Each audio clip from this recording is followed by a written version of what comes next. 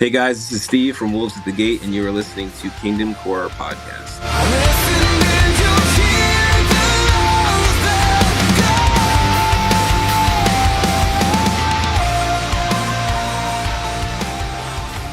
Everyone, welcome back to the KingdomCore podcast. I'm Chris, my co-host Sean. I'm Sean. And we're so glad to have you guys back. This is a super sick episode today.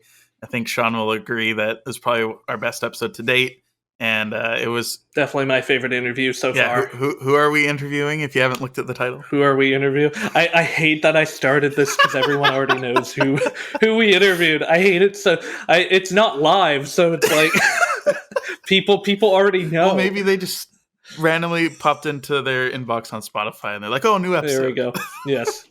We interviewed the one and only Steve Cobucci from Wolves at the Gate, guitarist and clean vocalist and original member, actually. Yeah, it was an amazing conversation. We talked about their new and upcoming record, Eulogies, which will be out March 11th. And we talked about different songs on it. Don't worry, we didn't spoil any of it. So if you want to go into the new record completely blind, it's okay. We didn't really talk about it musically or give too much away. Steve just gave some insight and some clarity to some of the songs that might actually help you enjoy it more on your first listen. Absolutely. Yeah. I think the one question he almost gave something away, but he was actually like, he showed a strain on it for sure. But yeah, we just want to let you guys know before we hop into it, if you haven't checked out our Patreon page just yet, we have a growing community over there.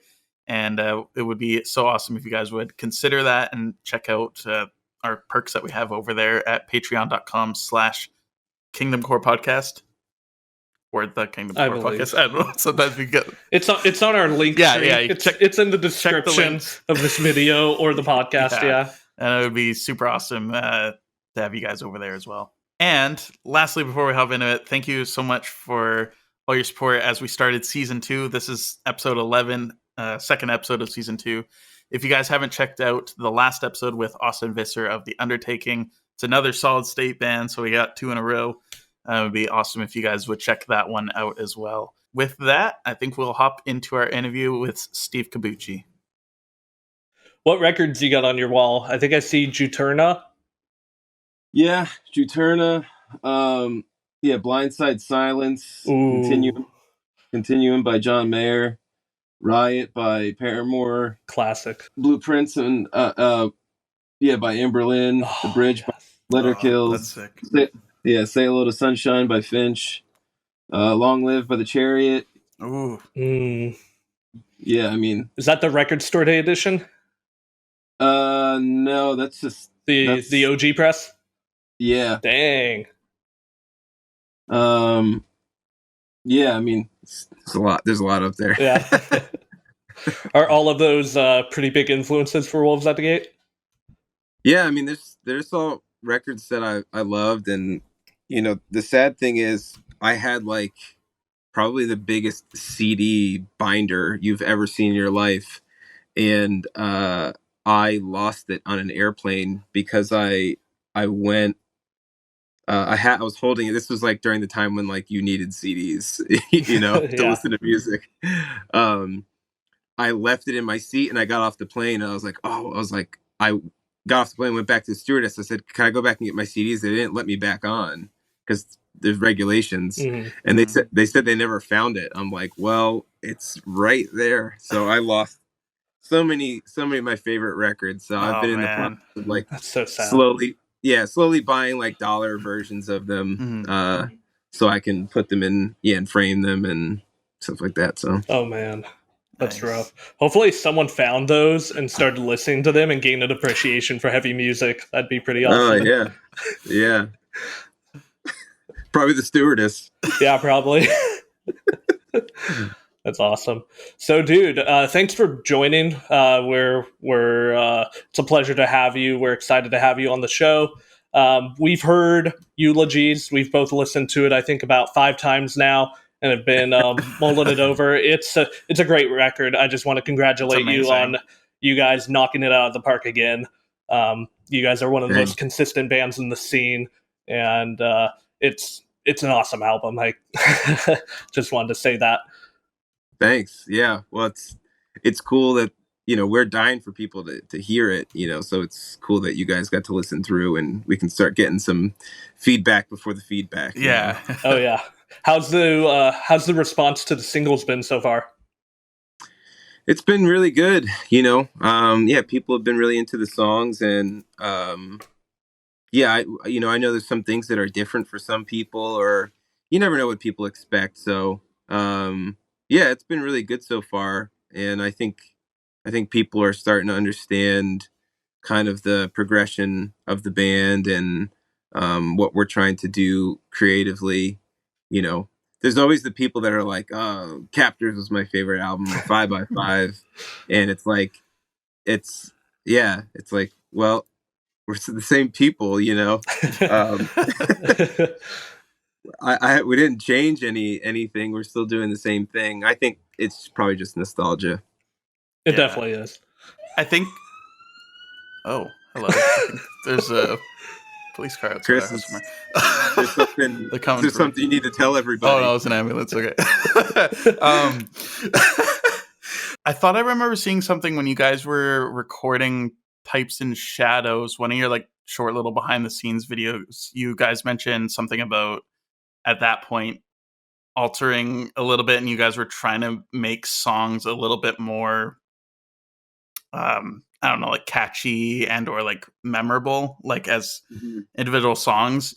And I think that the last couple of albums for sure, like between Eclipse and now Eulogies, that's a trend that you guys are following. But I think you guys have really nailed it on Eulogies from my listens through. Like Eclipse was great, and I think the response from that, from what I remember seeing everybody online, was pretty hype.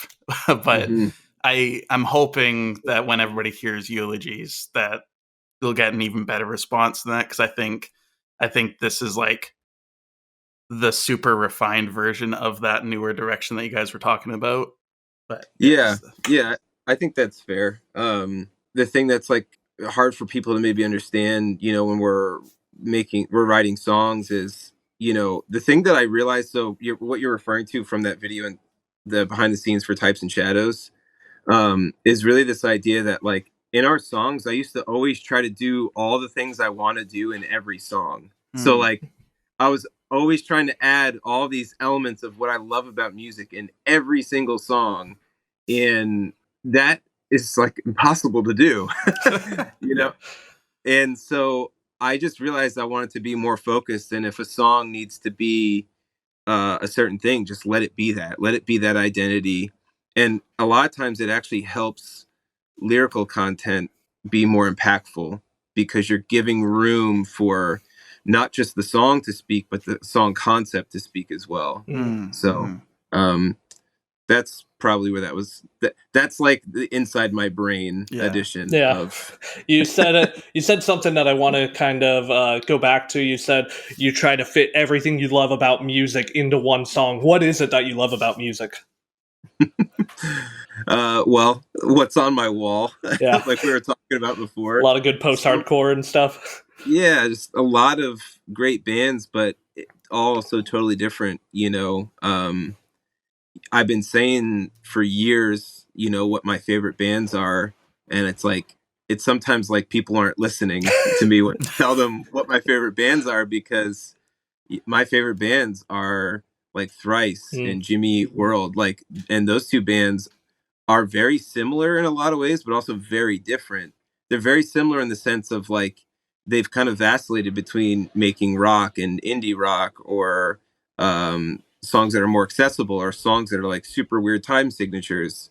So I'm inspired by these bands that are vocally driven and creative and trying to reinvent themselves. And and so it was hard for me to kind of learn as a musician to figure out what's my voice, instead of thinking like, oh, it'd be cool to do this, oh, it'd be cool to do that, oh, it'd be cool to do this, to figure out like what is our sound, what makes the Wolves of the Gate song. And obviously it's the five of us, but as like an identity. And it's not to say that we had like an identity crisis. It's just as musicians, you just learn to run in certain lanes better and not, like Captors was literally like, if I could describe that record musically, it was everything all the time. That was like, that was our goal. Like every guitar lead possible, let's play it. Every riff possible, let's play it. As many vocals as possible. Like that was just kind of how it was. Not like we weren't saying that, but that's what we were doing. And there's something really cool and youthful that came from that.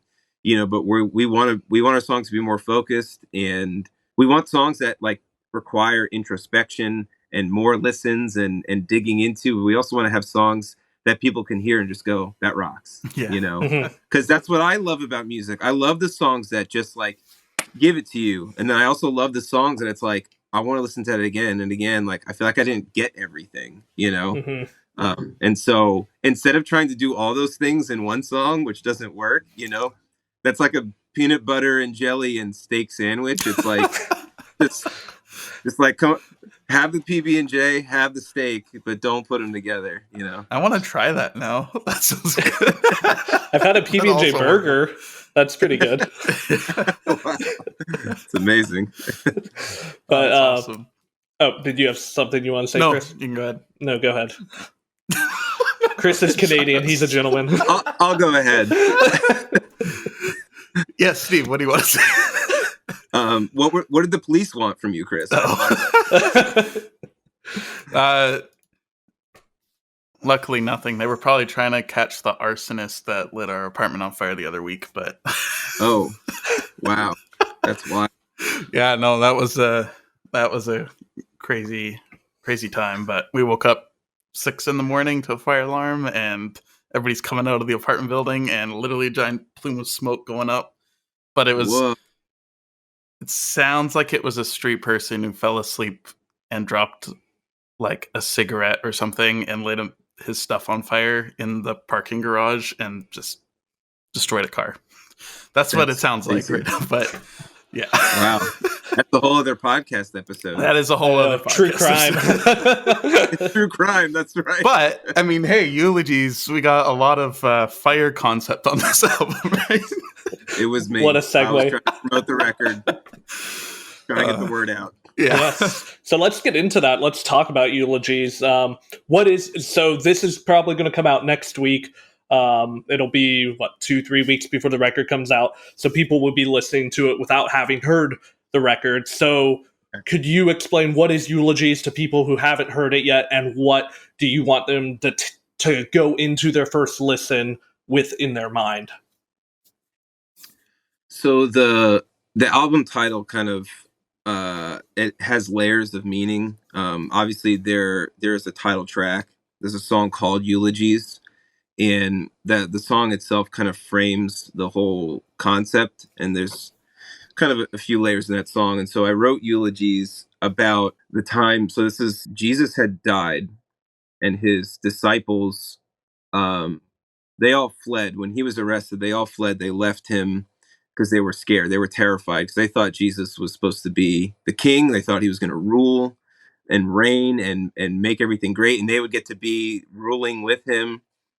And everything they thought he was about seemed like it was over and done. And their whole, like, they left their jobs, they left their families, and they're walking on this road to Emmaus.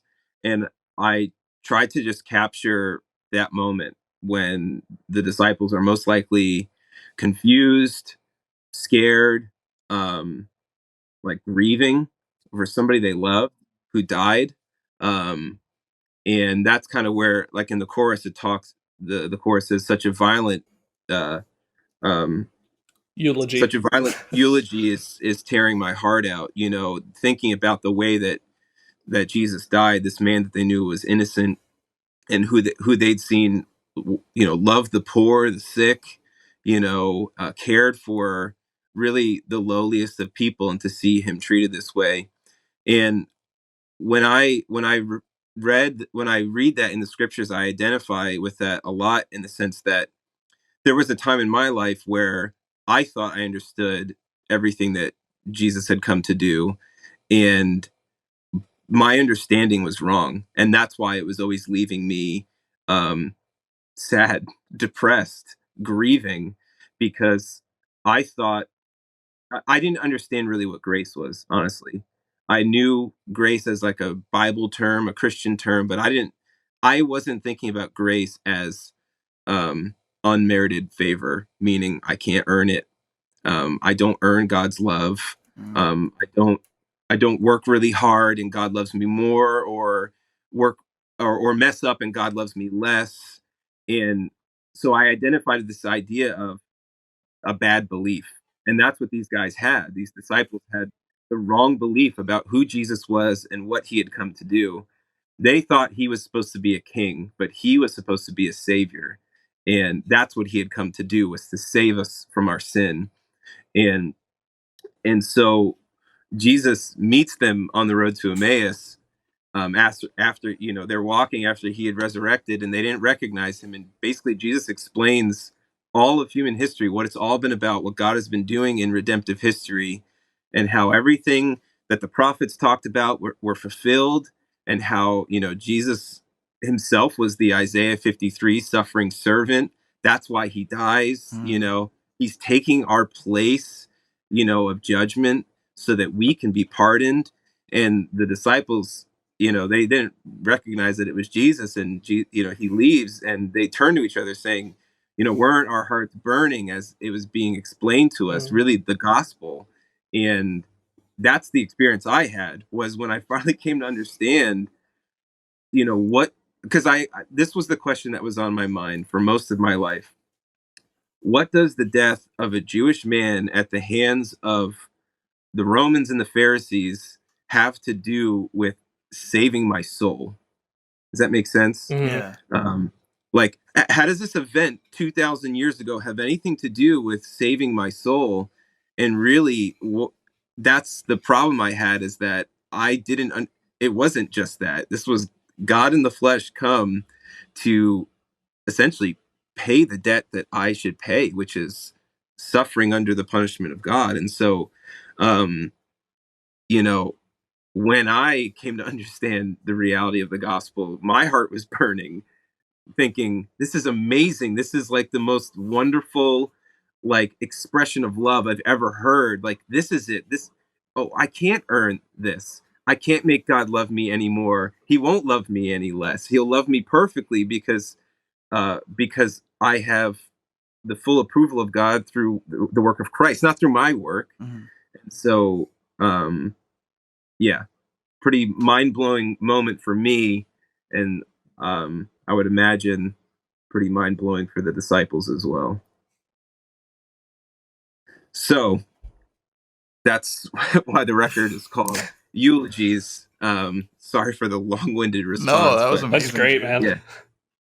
But that's why it's called Eulogies, because it's not just the idea of, the eulogy regarding, Christ's death, but it's actually the idea also of there were, and there are, and there will be a lot of things that need to die in me. Wrong beliefs, wrong understandings, ways that I'm looking at reality, truth, life. And thing that needed to die was who I thought Jesus was, as it was for the disciples. That belief needed to die, so that a better one can enter in and give actual real life. So that's the other layer of the record concept. Man, that is so cool. I really appreciate how thoughtful you guys are with this stuff, like being put into the album and the whole concept. Like, I just really appreciate how unashamed you guys are of the gospel, and like making that the center point of the message, because there's just so many so many bands in this scene that are just kind of slowly shying away from it all, and it's just super refreshing to hear how in depth that is for you guys. Yeah, I mean, it's a radical thing that happened in my life. And you know I don't really know. I don't really know what else. It's this radical, for some people. some artists, I've been kind of talking about this in interviews recently because I've been thinking about it a lot. But for some artists, all of their music is inspired by some loss maybe they experienced, or a tragedy in their life, Mm-hmm. or about, relationships. For most artists, so much of their music kind of revolves around a central idea, something that has impacted them deeply. And it may be a very surface thing that has impacted them deeply, but all of their music tends to have a similar theme. And I think for people, it's just strange because the idea of talking about a God they can't see and maybe a grace they feel they don't need seems to be like, why are you always talking about that? Nobody's asking so many other artists, why do you always talk about relationships or people you date or heartbreak, or some people who have struggled with addiction their whole life? Why do you always talk about addiction? Or, Mm. Nobody asks those questions. And I think it's just because I think that they would feel that they would offend that artist if they asked them that question, to reduce their art down to, you just do this. But I think for people, it's easier to do that to a band they would deem as religious. Mm-hmm. Yeah. So, do you find that, I don't know, fans of music or maybe even people in the industry are telling you guys specifically to kind of tone it down with the whole Jesus talk? Hey, you could get on this tour if you guys don't preach. Have you guys ran into that before?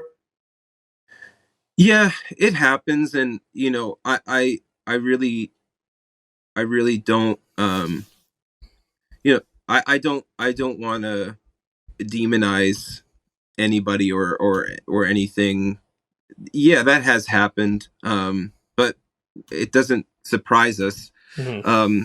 In a lot of ways, it's illogical, for me, because the thing that most people don't like about Christians is, they think they're disingenuous or hypocritical, and or fake or plastic. And for anyone to ask us to not be who we've really been changed to be would be disingenuous and hypocritical and plastic. And so I think for our band, just having been around as long as we have, um, I think for a lot of people, they just realize, okay, that's who they are. We kind of came up as a band when, I hate this term, but Christ core. I Mm-hmm. didn't even know it was a thing. Um, but we kind of came up as that was like at its peak Mm. and was coming down. Mm-hmm. And I think a lot of people thought that we were jumping on a bandwagon. Little did they know that we were in a vacuum, and I didn't even know that it existed. I didn't even know that was a thing. I didn't know who For Today or Sleeping Giant was until we started touring, and we saw them, at festivals or heard their name from tours. So I understand why there are lots of people that looked at us in that light, and I can understand why, bands have the right to choose who they want to be on tour with them. That's their freedom to do so. I would just hate if it was, on account of really surface things like, oh, they're Christians. No, because I don't think many other people consider lyrical content for many other artists or what they're about. So it does feel a little biased in that sense. But again, like, this isn't a wah boohoo party for us. Yeah. Bands, booking agents, that's well within their rights to do so, and so, we understand that. That's really cool to hear. That's so you had never heard of For Today or Sleeping Giant until you had already like formed Wolves at the Gate. You weren't into the whole Christian rock, Christian metal thing. No, honestly, a big part of the inspiration for us starting the band was kind of the feeling of when God woke me up, Mm-hmm. and I understood the gospel for what it was. I realized that there was like zero music that spoke to really the beauty of what God has done in providing grace for us. And so, I just wanted to see that in music. And so that's what provoked the band to start. There were some bands that I knew of that like As Cities Burns record, Son, I Loved You at Your Darkest, to me shows some of the most like beautiful pictures of what like real Christianity looks like. It's there was an honesty, and they're not, the songs aren't like, this is what we're gonna do, and like rah rah like Christian music, which I can't. I can't. It's not me. I don't think it doesn't work with how I understand the Bible. I like the idea of like, if we're gonna use that term, rah rah, like God is like amazing that He offers grace to sinful people. And I just thought that the lyrics on that record really painted an awesome picture of what humility looks like, and self-reflection, and an understanding of grace. Also, like seeing in yourself, like the reality of what we are is self-righteous or prideful or arrogant. And so that was really, if there was like a band that I would say inspired me lyrically, it was them. But apart from like what we're about as a band, it was really it. I don't want it to sound like, yay for us, but it wasn't a band that inspired us. It was honestly just the truth of the gospel that did. So we just loved the music, and I was like, hey, I feel like this needs to be in like songs that are heavy, aggressive, Yeah. Yeah, and I think that's probably why I think you guys as a unit, it's been so consistent, and you guys haven't wavered from that message, was because it was first rooted in that, and not like you were saying, like joining on a bandwagon and being popular. So yeah, just thank you for all the music you guys have written over the years, because I remember the day that you guys were announced on Solid State and the Herald's music video released. And I remember watching it on that day. And ever since then, I think you guys have been a pretty big mainstay as far as inspirational music that draws me closer to Jesus. Like the truths that you guys convey in the lyrics are mind blowing. Like some of the stuff on this album, I can't wait for people to hear. Oh yeah. Especially like songs like I think probably, I was telling Sean earlier, this is probably in my top 10, if not like one of my favorite songs you guys have ever written, is Embracing Accusations. And just the way you guys convey that message in that song is so cool. And I don't know if you wanted to talk about that one a little in depth, even though it's not out yet, and I'm hoping that people can hear it soon. Yeah, well, you know what? For that song, I really do think it would be cool for people to have that same experience. Just sit down, listen, and read the lyrics. Like that's one of those songs I want people to sit down and just read the lyrics and soak it in. Yeah. We have songs that like, it's like a hammer.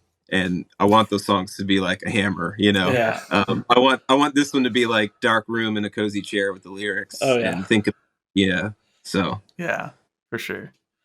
But the song is actually a cover. Really? Is it? Yeah.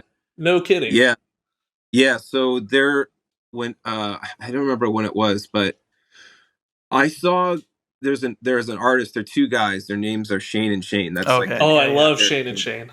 Yeah, and this was like years ago. The song's older. Really? And I saw them perform it live.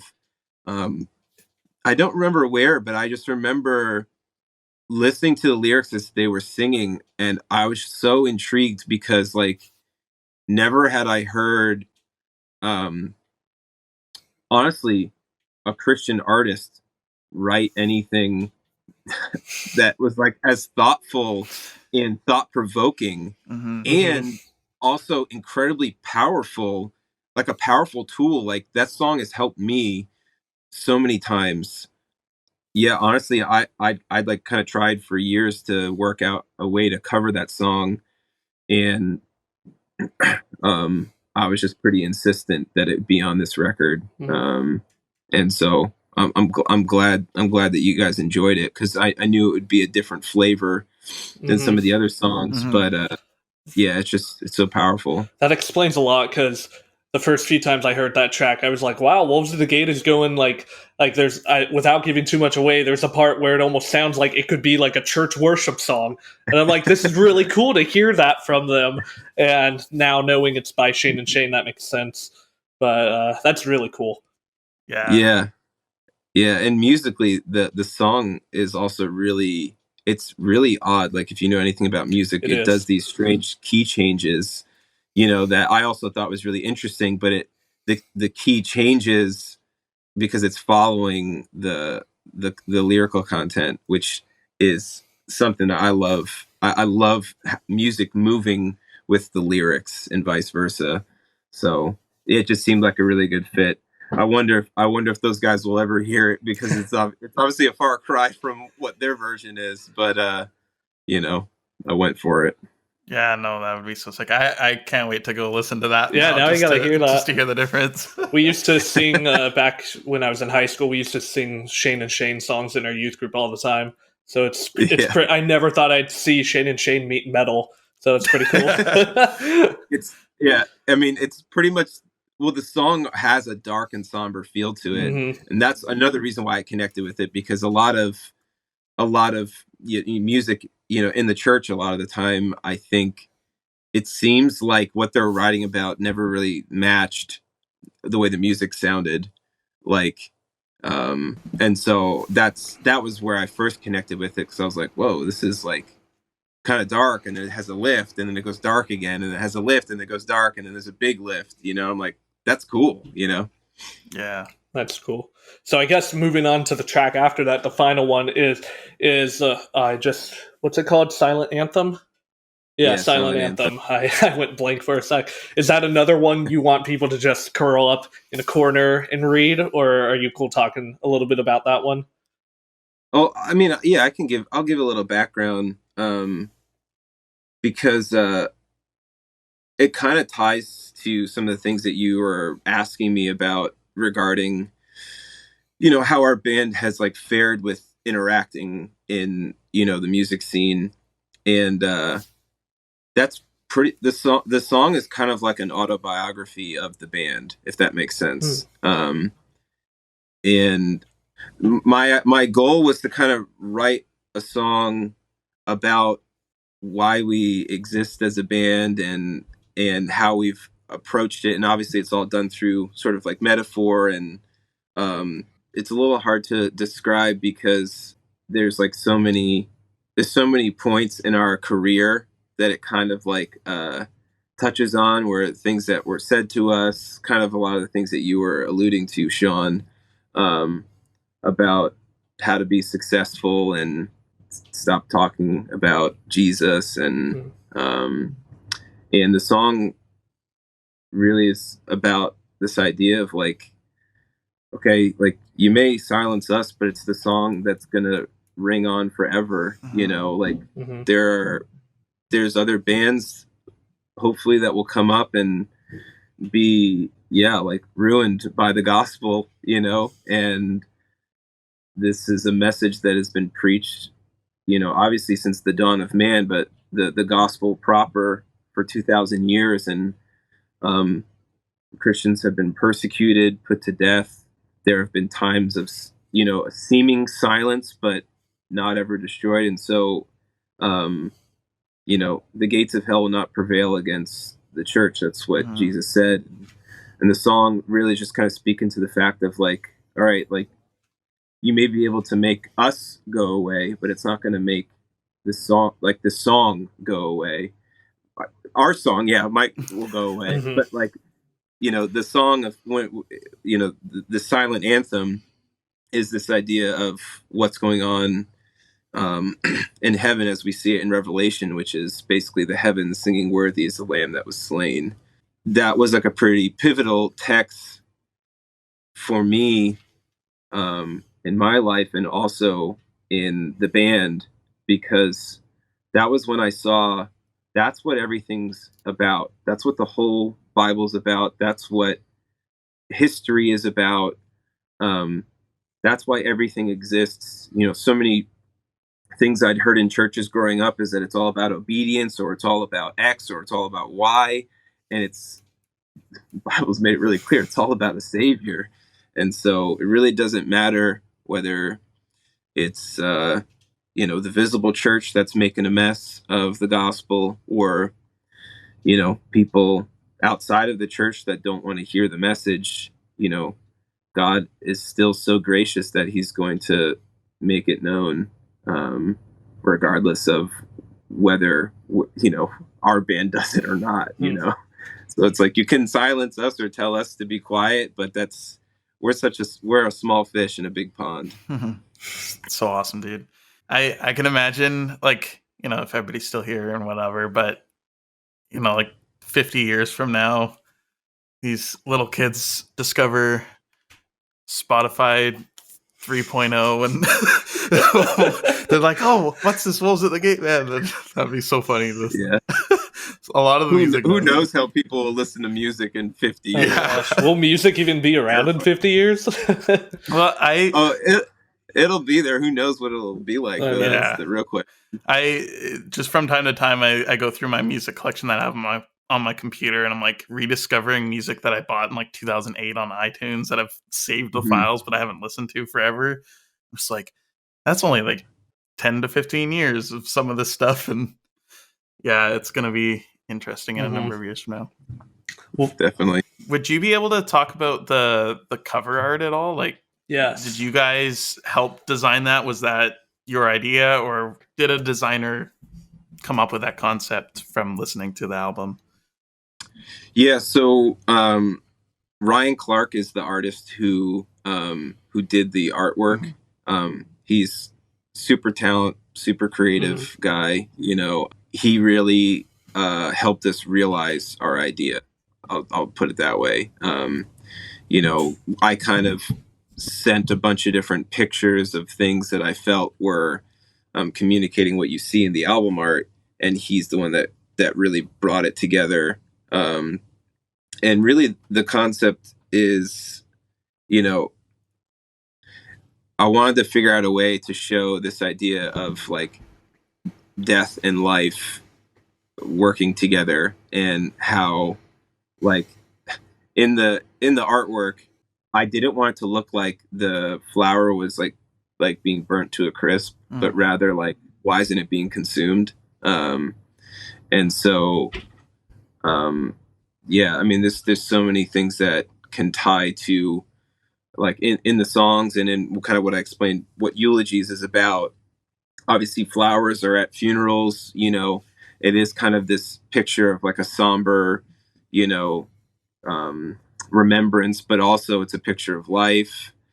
Fire is sometimes seen as something that's destructive, but it's also something that is refining, and gives off light and warmth. And obviously, so we wanted the album art to be something that made people pick, honestly, oh, it's about this, and then realize, oh, it could be that too. And so it kind of carries all of these like swirling meanings together. Because we didn't want the album art to be something that's like, oh, it's this cool, Yeah. I know what that is, we want it to be something that made you think, like, what's going on here, to kind of draw in people. Because I still think album art is so important. People think it's not as important because don't go to a record store, but I bought albums the vast majority of my life because of the album art. Because it didn't have Spotify, it didn't have all these things, and I was just in a record store, $20 burning a hole in my pocket, going like, I need to buy music, and I'm like, this looks cool, Yeah. So. Yeah, no, I definitely appreciate it when bands put a lot of effort into it, because I think it's slowly become less and less important in a lot of people's eyes, but it just totally impacts the way you hear an album or a song. Yeah. Definitely. That's awesome. Kind of switching gears a little bit, I wanted to talk about the actual recording of Eulogies itself and how the writing process differed between Eclipse and now Eulogies. So the recording process was fairly similar. We self-produced this record as well, like we did Eclipse. Yeah, I mean, just like Eclipse, we tracked drums at a proper studio. we can do a lot of the other elements of the record, in our home studios, but we can't do that with drums, obviously. And so we especially went to somebody that we know it's like the best at engineering drums, and that's Taylor Larson, and he mixed the clips and he mixed Eulogies as well. And he had just built a new studio and was very excited. So we were the first band in the new studio he built. Nice. Basically, like, the last patch cables were getting plugged in while we were showing up, and we were helping clean up stuff. But Taylor's a buddy of mine, and so he and I've done a lot of work together. So it wasn't a big deal for me or for us, but it was that fresh. Let's put it that way. That's cool. That's cool. And then what was like the writing? How did the writing process differ? I probably just more streamlined. I think every record is like an education for me. It feels like every record feels like a semester of college. Where I learn a lot about songwriting and engineering and how to use my instrument better, whether it be my voice or my guitar. And so going into this record, honestly, writing Eclipse was the most free I'd felt musically ever. I think because I just basically said, I don't really care.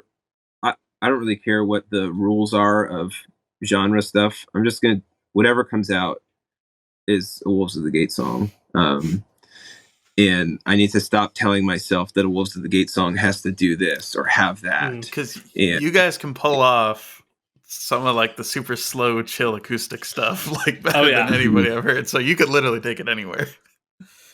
Yeah, well, and that's the thing is, that's what we're influenced by. Those are our inspirations, and I just don't want to put any boundaries, because I've found that what's crazy is some of our best songs or most beloved songs are ones that almost didn't make it because it seemed like, can we do that? And it's like such a dumb question to ask. There are certain things, obviously there are boundaries. I'm not going to be crazy and say you whatever you want, but like on the last record, Counterfeit, I remember some of the guys going like, I don't know if we can do that. And I was just like, what do you mean? It's just like, it's just us. Who's going to tell us no? Like, do you like it? That's the question. Yep. Are you into it? And if you are, then it's us, because that's what makes us a band, is all of us going, that's cool. Yeah. And if people have, liked what our instincts have been over the years, as long as, we don't become something that we aren't, then people hopefully will follow us there, because honestly, the difference between 5x5 and Types and Shadows, I think, is pretty stark in some ways.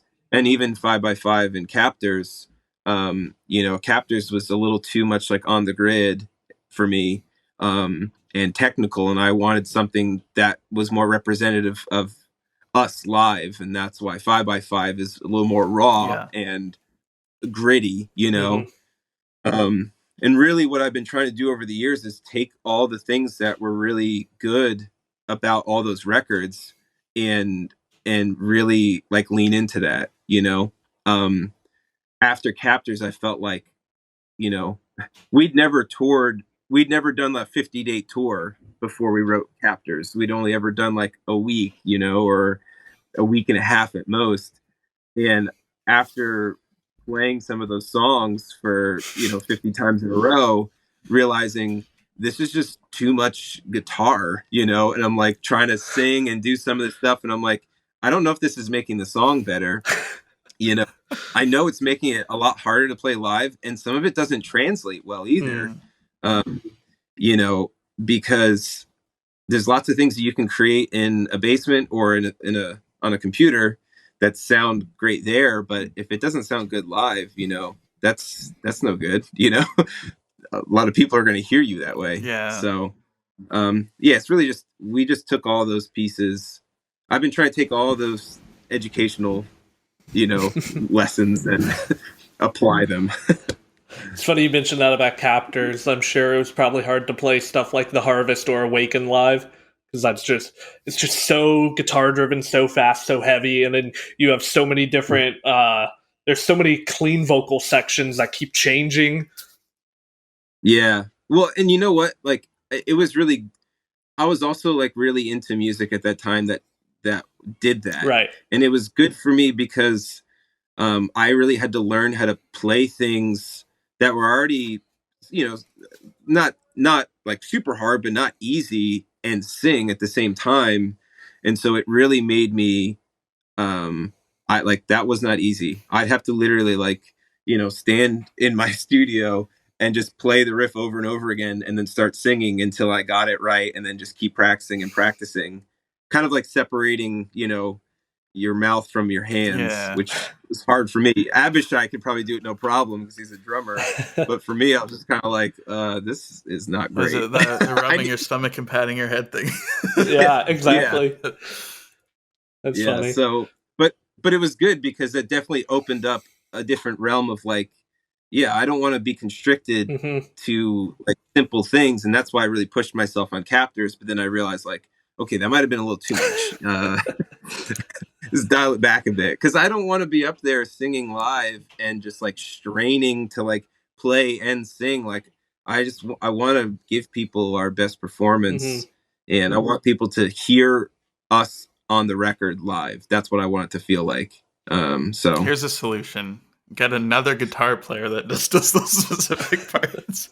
Listen, the last thing people want to see is me without a guitar. No. That would just be awkward. I know I can't do it. Man, I'm so glad we have Nick, because he is such a great front man. He is. If I don't have my guitar, I just feel naked. You're like wondering what to do with your hands. Exactly. I'm Ricky Bobby. One hand, two hands. Yeah. That's funny. I don't have stage moves, so I'll leave that to better men. That's funny. I wanted to ask, do you, probably not at this point in your guys' journey as a band anymore, but I guess towards the beginning, around Captors 5x5, when you would write music and maybe it would start off just more rock or it'd be softer, would you be writing it and be like, oh my gosh, I forgot to write a part for Nick to scream at? Like, how do you find the dichotomy between the cleans and the screams when writing a Wolves at the Gate song? Yeah, so like in the early days, it was literally, just kind of, it would start with one central riff, and then I would write a bunch of riffs around it, and then figured out which ones fit the best.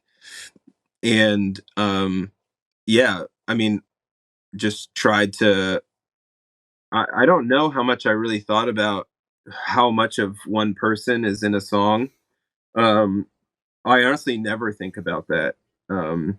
I just try to write the music that excites me the most, and then we go from there. And he's like 100% gung ho with it too, so it's not, we are pretty democratic when it comes to our music.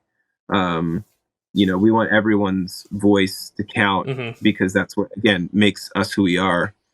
But the cool thing is it pushed Nick to expand his capabilities, because he was such a raw talent when he joined the band.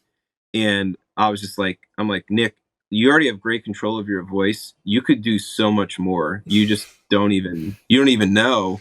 And obviously years later, he's got such a cool dynamic range to what he can do. I mean, he can do some of just the craziest lows or highs, or something super emotional. He's learned to sing over the years, and so that's what we wanted really for him at the end of the day, is to not just be, you just scream, just do this one thing. Because we heard the potential in his voice when we first heard him scream. There was a character in his voice that I was like, man, there's more to this guy than even just this, which is so cool. Yeah, So that's awesome. Do you guys share the lyrical writing process? Like, are you guys pretty split on that, or is that mostly you? yeah, I write probably the vast majority of the lyrics. I mean, yeah, I mean, I write all the lyrics for the music. There are certain songs that I've collaborated with Nick because I was really writing that song like for him Mm. almost, the content wise. So like songs like like on our last record, The Cure, um Okay. that was I was writing that with Nick in mind. Could you Um explain what you mean by writing it for him? yeah, I mean, so like Nick and I are like Right. brothers, you know, and so you know, heavily involved in each other's lives. And so like I know what Nick is struggling with or going Mm. through, you know, kind of any given time. Um, and and so whenever he's kind of in like these like heavy spots, um, I either try to like just think about the things that he says to me, or I'll stop right there and go like, you know, like, hey, let's write about this. You know, tell me what you're thinking. What are you feeling? What does it feel like when you're feeling this way? Mm. Or and then start finding like metaphors of how we can communicate that. Because you know, because I just tell him like, don't let your suffering be in vain. Like you can help somebody else through this, you know, and that's the vast majority of what I'm writing about is the ways in which I've struggled, you know, or wrestled with things. And if I can help somebody not have to make the mistakes I've made, you know, that so that's kind of how that gets fleshed out, you know. Yeah, also yeah, like on Types and Shadows, the song Asleep, Mm. Wild Mm. Heart on 5x5. Yeah, I think there was. Yeah, I think it started with Wild Heart. That was when we really started doing that together. So yeah. That's cool. When we were talking about the writing process and some of the stuff you guys were recording, I noticed listening to this album that there was a lot of it kind of sounded a lot more like synths and stuff in the background than before. Is Mhm. that was that like a super intentional thing going into it, or did you kind of just roll with it and you're like, I really like the sound of this? So there's a few things. One of my favorite bands is the Receiving End of Sirens, Oh, and I love that band. yeah, they have a record called The Heart and the Synapse, and I'd never heard like you know heavy or aggressive music um have like a soundscape behind Mm. it that didn't sound corny. And when I heard it, I was kind of like, what is this? Like, how are they doing this? Like, what? Like, it was mind blowing. And I remember getting the record and then seeing them on tour and or seeing them at a show and just being like blown away because it was like an experience. Mm. And so that's definitely kind of inspired, you know, yeah, the way that our songs sound with those sort of elements. But to be honest, it wasn't until um, Types and Shadows I started playing around with like synths and things like that. Like we'd always had like a song or two on a record that would like on Captors, like The Harvest with the strings and you know Man of Sorrows with all those sort of like orchestral elements. And then on 5x5 we literally did like nothing of that because we were just trying to go raw, you know. Mm. um, but I was just afraid honestly of like synths and that whole world just seemed like it could either be really cool or really cheesy, and Mm. I was just kind of afraid of dipping my toe into that water. But yeah, I just you know I just went like whatever, man, just go for it. And if it's lame, the guys will tell you, and you can abandon it, you know. So that's when I started kind of like slowly filtering some of that stuff in on Types and Shadows, more on Eclipse, and then I feel very comfortable with how to accomplish what I'm hearing in my head now. Mm. So Who did the synths for you guys? Because I'm not sure if you're. I always like going on the band's Wikipedia before just to see if there's anything Mhm. that like I haven't heard about the band. And it actually said under members that Nick plays the piano in the band, and I've never heard that before. Yeah, no, he doesn't. He doesn't. I mean, Nick can play piano, but he's never played piano for our bands. I do all the, I do all that Okay. the synth stuff. Just right over here. Just tickle the old. Well, they're not ivory, but the old plastic fake ivories. There you go. That's cool. What's your personal favorite track on the album? What track means the most to you personally? This is the worst question. I'm sorry. Like all of them. It's like picking your favorite child, right? That's what everyone says. Yeah. Yeah, I guess which one means the most to me? I would probably say